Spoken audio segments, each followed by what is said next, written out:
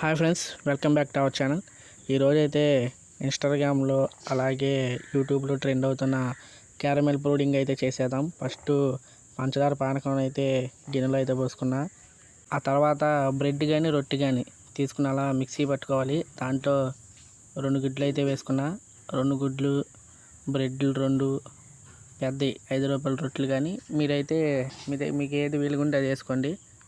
ఇంకా సరిపడా పంచదార అయితే వేసి, సరిపడా పాలు అయితే వేసి, టేస్ట్ కోసం అయితే యాలక్కాయని చితక్కొట్టుకుని మరీ వేసుకున్నాం. మిక్సీ అయితే పట్టేసాం.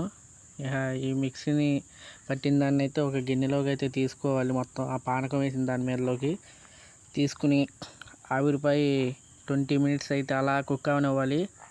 మా దగ్గర అది స్టిక్ లేదే, గిన్నె పెట్టి గిన్నె మీద అయితే అది పెట్టి కింద అయితే మంట పెట్టేసాం. మంట పెట్టేసి 20 మినిట్స్ అలా కుక్ అవనిచ్చాం.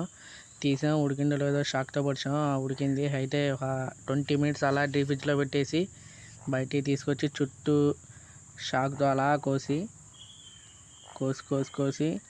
తిప్పి ప్లేట్ల మీద అయితే అలా కొట్టాం. అదిగోండి, క్యారమెల్ పుడింగ్ అయితే రెడీ అయిపోయింది. టేస్ట్ మట్టిగా అయితే సరిగ్గా ఉంది, చాలా బాగుంది. ఇంకో గుడ్డు ఎక్కువ వేసుకోవాలి. మేమైతే 2 గుడ్లు వేసాం. 3 గుడ్లు వేసుకుని అయితే బాగా ఫ్లఫీగా వచ్చేది. ఇది కొంచెం హార్డ్గా ఉంది.